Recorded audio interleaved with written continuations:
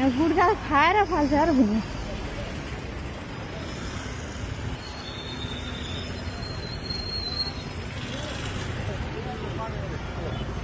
भाइ नमस्ते भाइ नमस्ते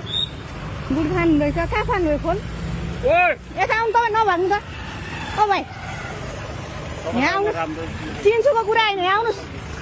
यो टिप्नुहोस् यो भाइ मैले आउँछ भनिरहेको छ तपाईँलाई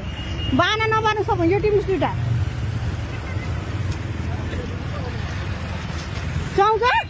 सुहाउँदैन कि दिदी अनि तपाईँ काम चाहिँ नगराउनु न यहाँ कस्तो नगराउनु भन्नु छ तपाईँले खाएर मान्नुहुन्छ तपाईँलाई म राम्रो चिन्नुहुन्छ त अनि खै त तपाईँले मान्नु भयो त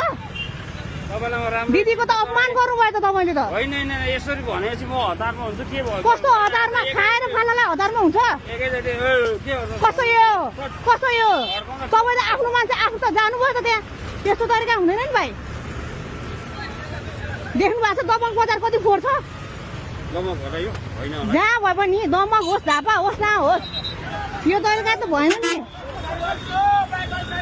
कुन हो तपाईँको गाडी तामाङले काठमाडौँमा त घुम्दै थियो यहाँनिर पनि आएर थर्कायो त केटा हो कस्तो थर्कायो थर्काएकै बराबर कस्तो थर्कायो तपाईँसँग के अरे उयो भएर बोल्नु पर्ने तपाईँ पुरा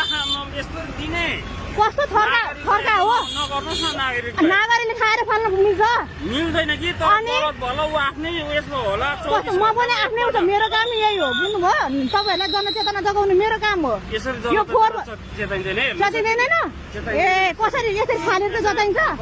हुँदैन हुँदैन यसरी भाइ अपनाएर बोल्नुहोस् तपाईँले अनि तपाईँलाई मैले के भनेको जेल गएको तपाईँ किन हामी तपाईँ अस्ति जेल जाँदाखेरि पनि हामी आन्दोलनमा गएको थियौँ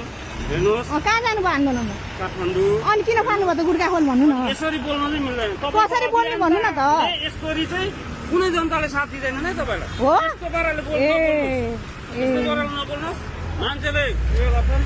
समस्या ल्याउँछ होइन डस्टबिन राखिदिनुहोस् त्यो ठिक छ